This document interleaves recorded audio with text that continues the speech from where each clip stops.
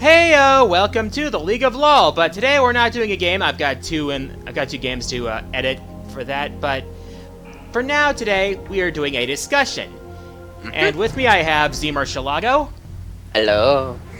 I have Omega Snake. Hey there, everyone. Omega Snake here. I've got Silver Keyblade. Oh God, who am I? And I've got Mephiel 2112. Mephiel 2112. Yeah. So, today we are discussing an upcoming update for League of Legends called the Juggernaut update. It is a gameplay update for 4 champions, those being Darius, Garen, Skarner, and Mordekaiser. Now these are 4 champions that are known for being hulking brutes that come late game, they turn to super tanks that can take basically anything. Yeah, take basically anything and deal damage. In ideal situations, anyway. And this update is meant to help these 4 champions do just that.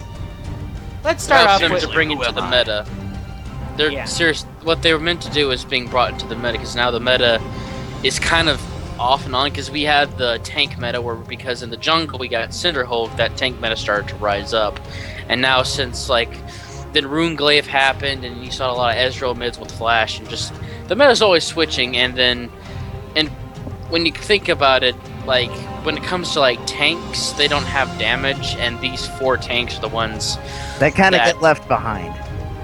Yes. Well, and that's not what they're meant to be. They're late game champions. They're not like Renekton, where they're a great early game, but then late game fall off.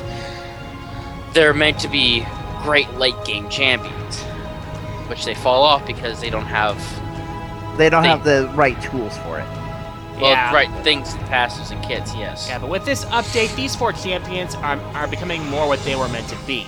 Let's start off with the first one they display, Darius. Now, ideally, Darius is meant to be the kind of champion who goes in, tanks damage, deals damage, and then pentakills the entire enemy team with his Noxian Guillotine, or as I like to call it, Chaos Dunk! Yep, as we've seen plenty of times. Heck, they even make a drinking game out of that when you play Darius. Yeah, Darius is among my mains. In fact, he's my biggest main.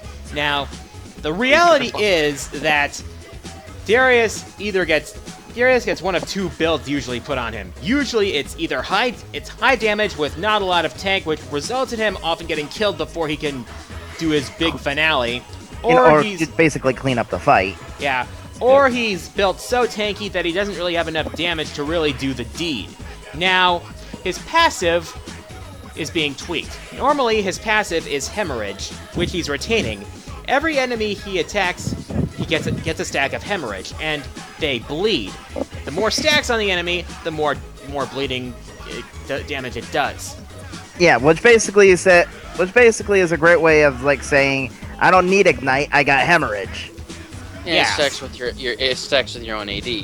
Well, that sounds painful. Now, Hemorrhage is getting an upgrade in the form of Blood Rage. Now, it activates when Darius kills an enemy with his ult, or fully stacks Hemorrhage on a target. Now, Blood Rage lasts for a few seconds. Now, for these few seconds, Darius deals a huge increase in physical damage and applies max Hemorrhage stacks to any enemy he hits while during Blood Rage. As a Darius main, I feel this is big, because this feels more like Darius as he was meant to be. He was meant to be this walking tank. He's literally called an Executioner for a reason. He's meant to be the walking tank that can just come up, pull you to him, and kill him. Well, technically, if you want to go by the lore, Draven is the Executioner, but you get what we're saying. Yeah. Oh, yeah. Yeah. But the problem is now that a lot of people can, compare him to Sion. Both of them have axes that are used to just go through, and they're meant to be these meat shields, which doesn't make Darius unique to himself anymore. So now adding Blood Rage makes him more unique. He gets more damage on a fully stacked hemorrhaged enemy champion, and this makes him the Executioner / Juggernaut, or quote-unquote Juggernaut he was meant to be. He was meant to be this imposing figure. But since he's now being compared to Sion, it's not really that imposing, and then... Yeah. But now he can get 5 stacks on a target, become more powerful, and cause enemy champions to run for their lives. So Darius is still going to have to work to get his Blood Rage, but once he does, you are going to be more likely to see that elusive pentakill. Yeah, basically the whole thing is basically Darius getting into a groove, and then the blood rage also makes it so that he can retain that groove for as long as he needs to. It gives him the damage he needs because Yeah. Darius is supposed to build full tank with either Ravenous or Black Cleaver. Now with Blood Rage, it's now you don't have to worry about giving up your tankiness for raw damage. Yeah. Yeah, and this is something I can appreciate, because like I said, I'm a Dunk Master Darius main. Yeah. I hate to move it quickly to Garen, but in my honest opinion... But wait, Z, we should at least give Silver and Meph a chance to talk about this. Ah, shit, sorry. Yeah, so Silver, Meph, what do you think? Personally, I'm kind of all for making Darius more powerful. I mean, to be honest, I've never really played as him, but I know enough about him to, like, just exist. Yeah. And, it seems like, you know, the most obvious change is obviously to his passive, at least in my opinion. And hey, if he's a bigger threat, then good on him. Meph? I will admit, I liked him when I played him, and I made the stupid decision of actually going the first time playing as him in a ranked match. Though I actually beat the match somehow. Though, just like you guys said, I always felt like Darius was either going high risk or completely as a wall, and right now it feels like this is entirely his icon. This is who he is, and it applies to his story, his lore. This is who I am!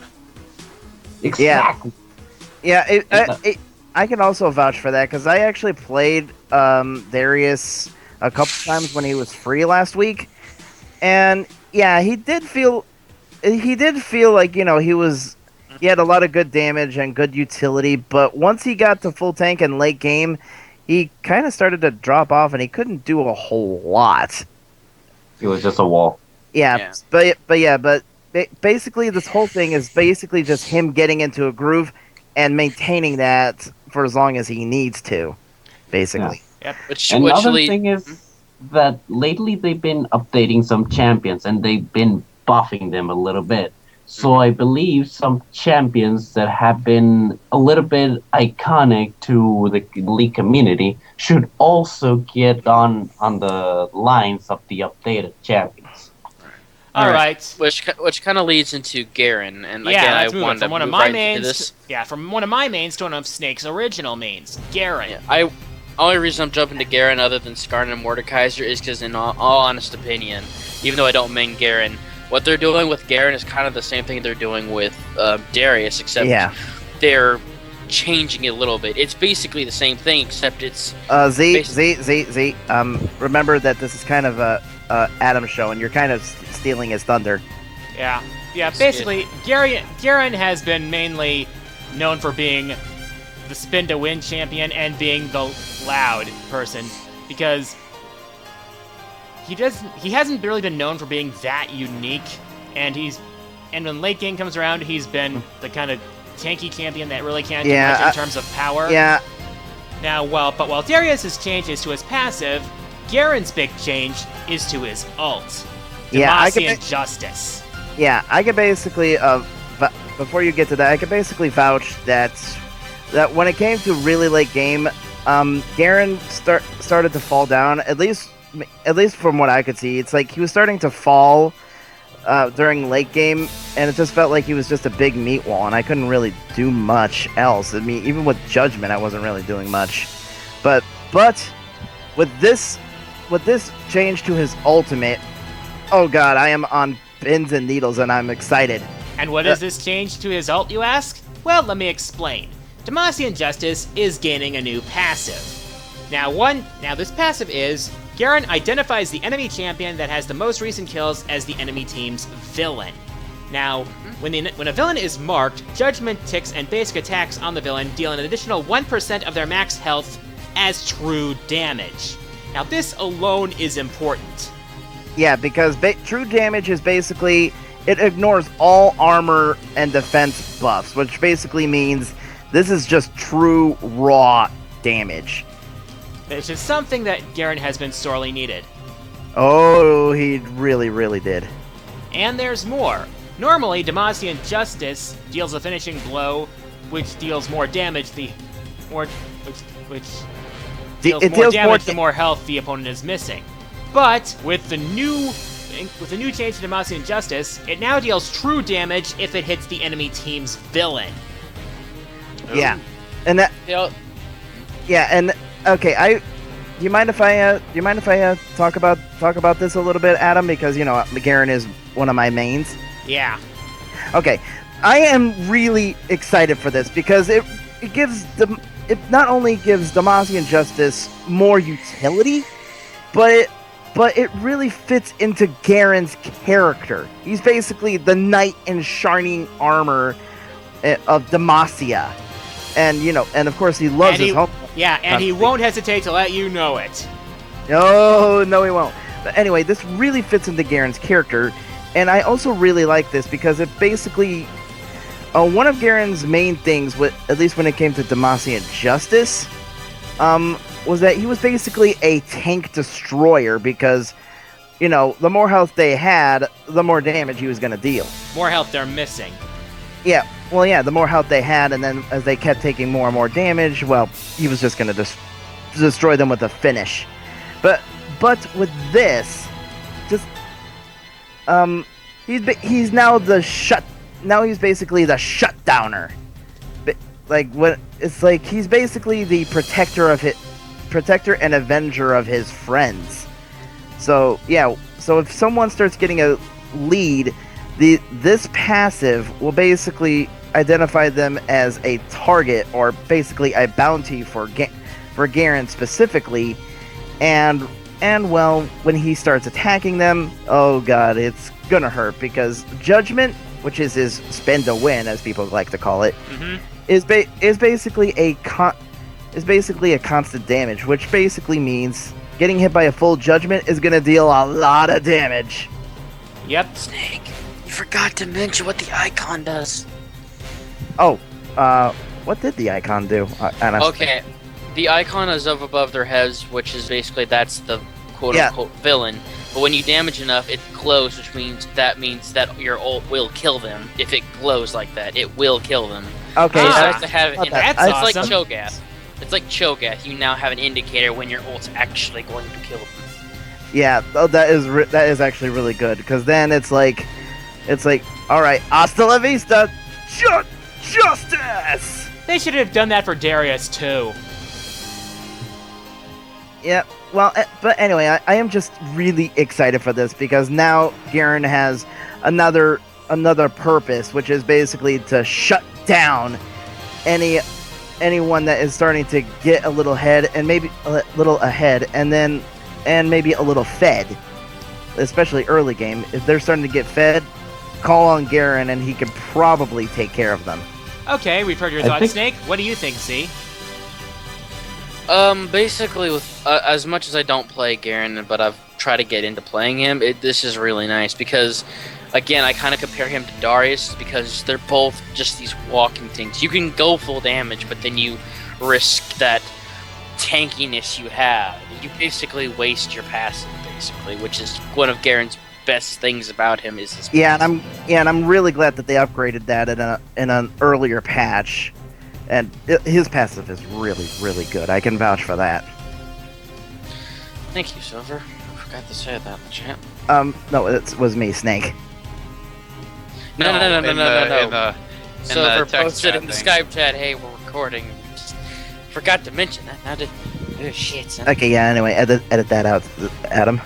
Okay. Anyway, continue, Z. But basically what made me kind of have Garen as a turn-off is... And this is why I like Darius more. Darius has that means to be more damagey to a Garen, because if you look at the top lane, Darius at all stages of the game just destroys Garen because Darius has his own passive.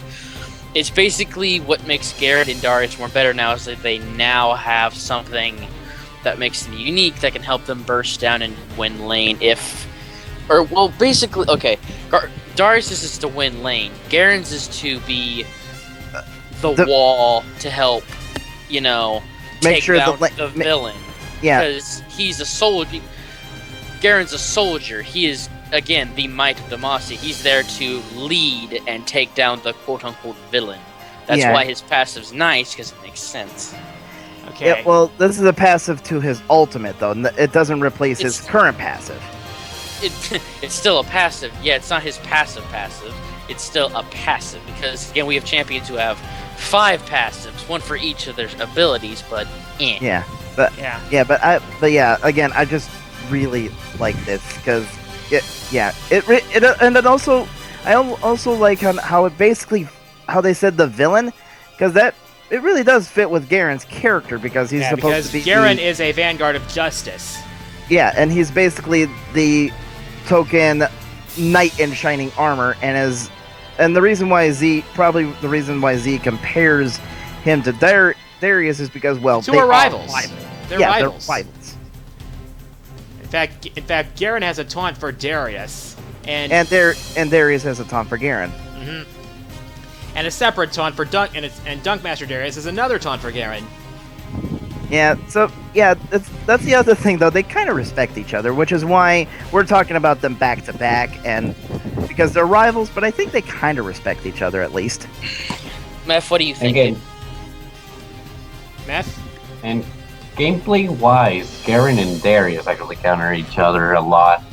And with Garen, I will be honest, I used to like Garen in the beginning when I started to play League of Legends a lot. Me too. He was my first main go-to champion, and then I Yeah. picked up Karthus, and Garen kind of fell back. But yeah, that's the same thing, isn't it? Like Garen, like you said in the beginning, he was pretty much a wall. Late game, it was a little bit boring because at the end of the day, you couldn't do much to your enemy team. Yeah, even with But- his spin to win. Yeah, but now, instead of just being a human Beyblade, you have a tool that can help your team. You identify that single target, and that can help you change the balance in the entire battle. And that Yeah. makes a Garen an important tool for a team now. He can really tip the scales. He can pull a Robin. Yeah, he's like I said, he's basically the shutdowner. Okay, Exactly. Silver? What do you have to say? Okay, before I go on with my opinion about Garen, I mean, we got Garen, we got Tryndamere, we got Katarina. Are there any other champions that act like a Beyblade in order to win team fights? I forgot Wukong. Because, I mean, really, I might as well... Okay, Yeah. Wukong, then. We might as well just pull up the Beyblade theme song. Yeah, there you go. But, I mean, I'm someone who played Garen for a little bit. I know how he works, and I'm actually really happy that it has that little indicator thing. Personally, I find the villain thing funny because, let's say, Lux does the most damage. Oh, geez. There you go, you have a funny joke. Lux, you're the true villain! And, but I do like knowing when I'm able to take someone down with my ult. It's especially frustrating, like, not knowing, basically, whenever I'm Lux and I just Yeah. have my laser and I'm like, ooh, okay, can I kill? I mean, my E does damage. Nope. Wasn't able to kill him. Okay. Yeah, trust me, it was really frustrating when I use my ultimate and they just And it doesn't get barely anyone. get away. It is frustrating. Yeah. But I am glad they added that to Garen, Yeah. especially because his ult really isn't the easiest to land to begin with. Yeah, It's not the most difficult, but it's not the easiest. yeah, it's his only actual ranged attack. Mm-hmm. Yeah, now... Alright, now that we've gotten the two rivals out of the way, let's move on to the jungler of the Juggernauts, Skarner. Now, Skarner is known mainly for being a jungler and for his kidnapping. Yeah, But they've added something new to Skarner that's actually rather unique. It's not a new passive or an update to one of his skills. It's an entirely It is a new new passive. gameplay. Well, it is a new passive, but it creates an entirely new gameplay mechanic. Now, when Skarner is in a game, 6 crystal spires appear on the rift. They're located by the red buff, blue buffs, Baron, and Dragon. Now these spires are capturable, like the altars on Twisted Tree Line. And when someone on Skarner's team captures a spire, it creates a zone that gives Skarner, and only Skarner, a significant boost to his movement and attack speed. Now, the enemy However, this is a double-edged sword, because the enemy team can capture these spires as well, and when they do, they gain gold, a short burst of vision, and temporarily lock Skarner out of his buffs. Now that's going to be the key for Skarner. Now, Ooh, and this is every time they choose Skarner? Yep. Yeah. How? Now, this Not is sure I like that. Now, with this, Skarner's role becomes neutral objective control, and this could be useful for teams looking to overcome their enemies with controlling the map. Yeah, this is it. Yeah, I actually like. Oh, I'm sorry. May I speak for a bit, Adam? Go ahead. I was just gonna say, and then Meph will talk because he says he is a Skarner main. Mhm. I was gonna say that this is actually good because it's like because outside of his ultimate, which is basically just kidnapping them, which is admittedly pretty funny.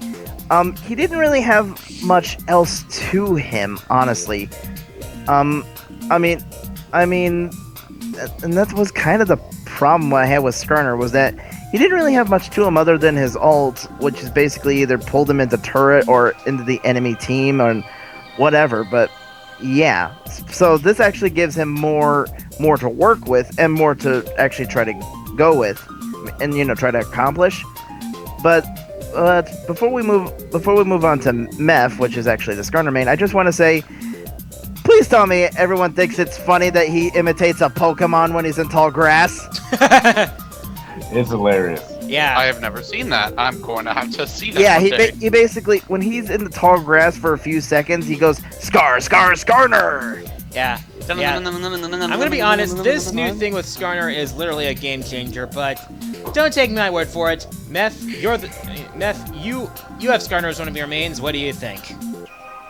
Well, I will be honest, I was a little bit surprised. I got used to the passive that he now has.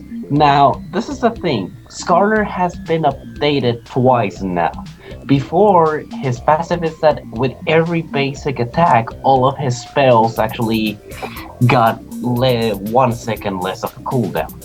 But then they updated his passive that it was stacked on his Q, and every time that he got a stack of Crystal Scar on the opponent, on the third one, they would get stunned on 1 second. Now, this passive was very powerful, but now it got removed for this new passive that actually allows Scar to be less than just an aggressor and more like a ganker tank. Wait, wait, did it say his old passive would be removed? Yeah. His old? No, his Wait, old what? passive. No. His old passive. His old passive was moved to his E, which is basically, it makes sense. But I mean, Yeah, it's only with the little crystal ball, so you cannot stack it anymore with the Q. But now it actually makes Skarner more of a reliable ganker, because I will admit I have had my fair moments of struggle with Skarner in ganking lanes, because Skarner is not very fast. He's just pretty much a wall, but he can deal a lot of damage and he can just pull off a weak opponent from team fights and allow the team to actually damage them. Hence But his kidnapping. Yeah, but now Skarner has the ability to gank the lanes much easier than before. But just like you said before, it's a double-edged sword, which actually makes it more interactive in both ends. It makes it more like another objective in the middle of a fight. Yeah. So, what do you have to say, Z? I literally just looked it up to see if there was any differences with his passive or not, because again, this is still in PvE and they like to change it in and out, and I noticed that say Guardian of the Sands and Battlecast Alpha Skarner have their own unique little spires now. Instead of a crystal, Guardian of the Sands kind of looks like a miniature emblem, because again, Shurima, and then Battlecast has like a little cylinder, I want to call it so, like an oval with like electricity coming out of it. It looks really nice. But yeah, as much as I play Skarner, and I'm about to play him probably here in a little while, Skarner is just this. he's a good champion, but his biggest problem in the whole game is his ganking. He can do decently ganking, it's just your team has to set up a good way for you to get in and gank. It's kind of hard for him to do that, but now with this new passive, it makes it a little bit easier. It makes it easier for him to gank and easier for him to come in and just, you know, do the best he can.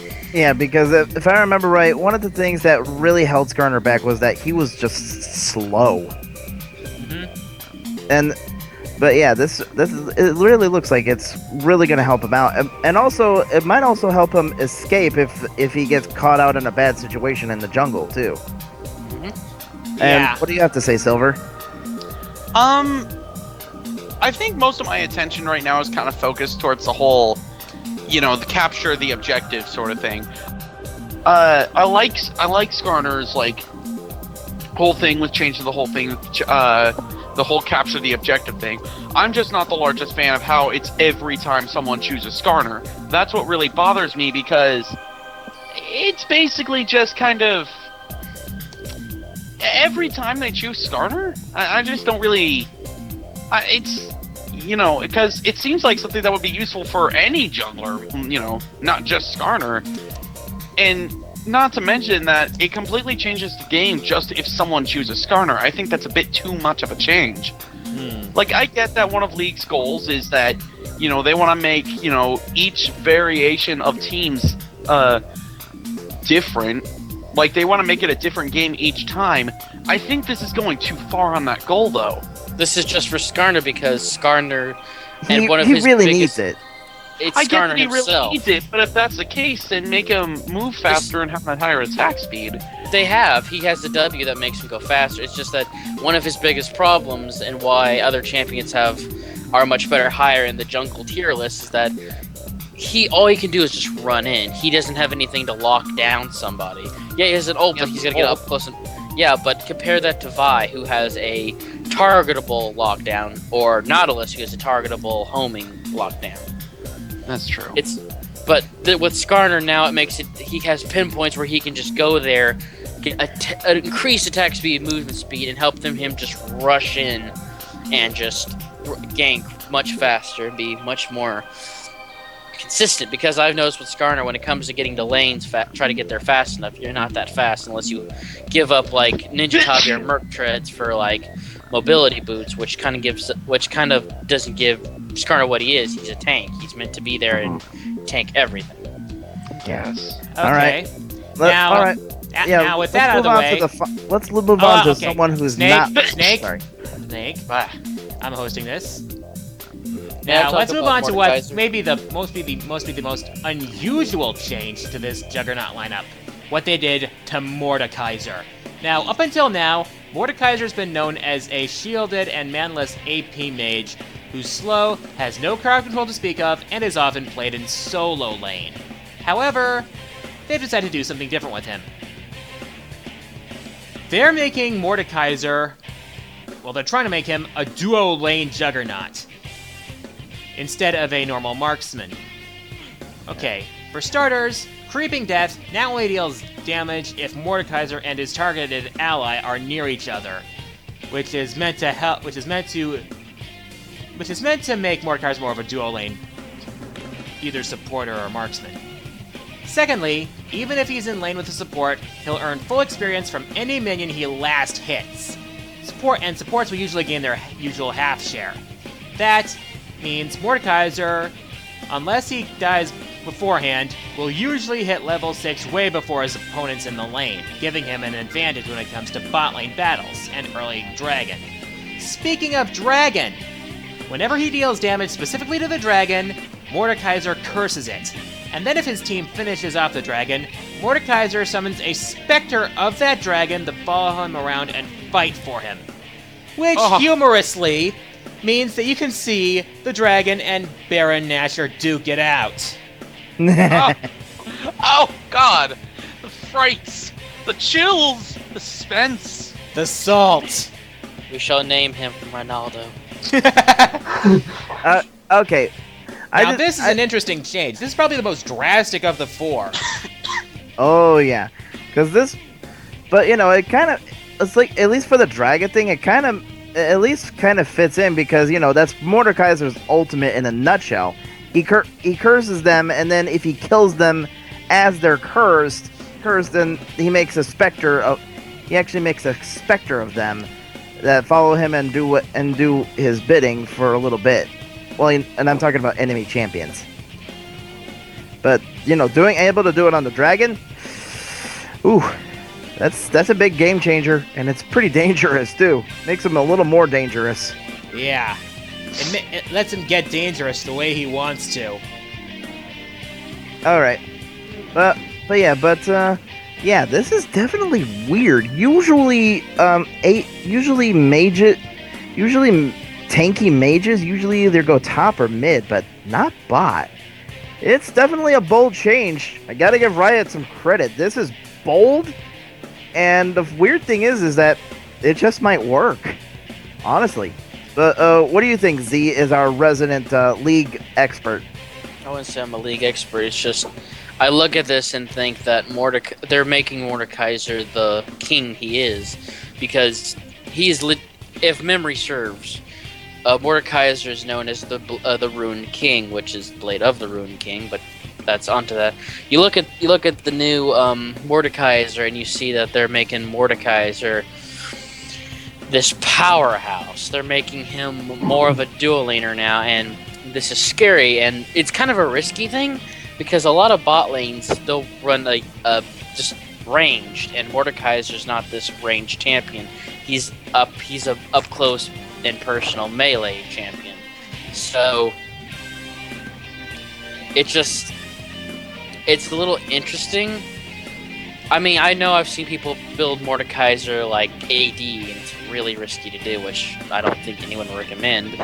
But just to see what they're doing with the dragon is kind of interesting, because with his ult now, it can just turn people and use them against each other. But now they have dragon, so now they have this huge objective for themselves now that they can use against people. And it's interesting, really. And yeah, I'd like to see Dragon and Baron duke it out. It'd be a little interesting.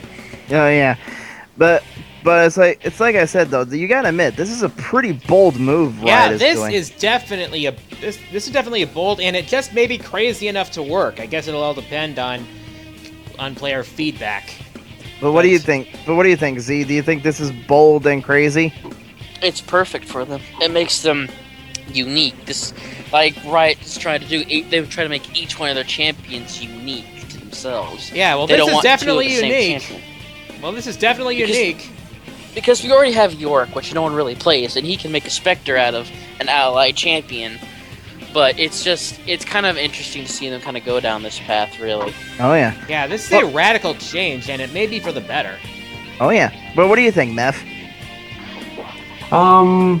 Well, I will see it that what you were saying about Mordekaiser not belonging to bot lane, Riot making this move. Well, lately it's that the community is inspiring Riot to make these moves. And let's admit it, we all have been breaking the meta lately. Yeah. We've been doing stupid decisions with our champions, but that's the thing. Yeah, look at Soul Wolf. He has a whole series called Breaking the Meta. Exactly. It's all about experimentation, and this actually makes the player get out of its comfort zone to try something new. And I feel that doing so may make you a better player overall. Exactly. Because you gotta think outside the box. Yeah. I mean, heck, I even went Garen mid one time. Not to mention, you're a bit more unpredictable for, picking someone outside the meta. Yeah. Because, everybody knows what a Son of Support is going to do, but... Nobody knows what a Garen mid is going to do. Well, few people know what a Garen mid is going to do. Oh, I know the feeling of facing a Garen mid. It's unpredictable. So these decisions and what they're doing with this champion in going for bot is actually something unexpected, and it will throw off a lot of players that are very obsessed with the meta, which makes it force you create a whole new strategy, which just like we mentioned before, it's making your entire team have a different gameplay than the opponent. Yeah, it's like also if I may add something. Whoa! We got Whoa, windy whoa, whoa, here. whoa, whoa, whoa. Oh, whoa. See? Eh? There Is we that your go. fan? Yeah, it's hot as hell over here. Yeah. Well, Shit, can you hold? man. Yeah. Sorry. Yeah. Yeah. Just hold off for a couple more minutes. It's hot as balls over here. Okay. Well, Get anyway, water in your balls. I'll put the fan by my balls. okay. Just edit that out. Edit that out. Anyway, My ball. I was going to say, I actually think that, well, as I was just thinking about this, and Mordekaiser, it sounds like he would synergize really well with champions that have a snare or something like Morgana or Lux, because then it's like then they are held in place, and he can actually go up and hit him, Yeah. smack him around. So I don't know, and I'm already thinking about this. Just from us talking about it, he might actually synergize well with snare champions. But what do you guys think? But Yeah, well, that sounds like that would be the case, and it sounds like it could be a deadly combination. do you think that would? Try it out. But anyway, I'm Who sorry, knows, I Silver. might. Anyway, Silver, what do you have to say about Morty? Personally, I think if I were Morty in this situation, I would be probably just the worst person on League to exist. Because I would use Dragon for every little situation, be it a good or bad situation. Oh, we're team fighting and we're losing? Well, let me just bring in Dragon. Let me just bring my pet. Let me just bring my pet dragon. Dragon the dragon. He'll dragon over your corpse. He'll dragon it over to the Nexus, and he'll dragon you there. Oh, God. And he Oh, are you guys fighting Baron? Well, I'm sure you're gonna need the help of a freaking dragon! I got a Oh, little crazy. boy. I like dragons. Don't we That being all? said, I like this new Mord. GG, Riot. GG. This is like I GG, said, no re. Ronaldo the Magic Dragon. But yeah, I think we all agree. For Mordekaiser, this is a bold change, but it's It's a bold change, and it's crazy enough to work. yeah, and it's a welcome one. I actually like the change. Yeah, this is interesting, definitely, and this could change the meta a bit, which is Oh, always welcome. Oh yeah, but all right. You have something more to add, Snake, before we wrap this up?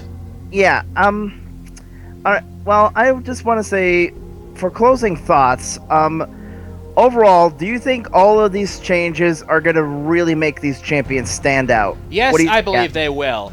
Especially Yes. well, it's like all four of these champions. This is going to change things for all of them, and we could see these champions more often in play. Because What do you? Mhm. Sorry. Let's continue, Adam. and not only that, but they seem to be more in character for all of these champions. What do you think, Z? I kind of agree too with it. I know I keep repeating myself, but this is what Riot has wanted to do for a long time. They've kind of wanted to make each of their champions unique, so now they have this new uniqueness factor. Silver, how about you? So many spins.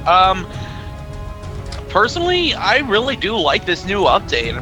If you ask me, I think it's more of an update for Mordekaiser and Skarner than it is for Garen or Darius. But I mean, hey, it's definitely something that I'm looking forward to for all four champs, to see them kind of get these uber buffs in a sense.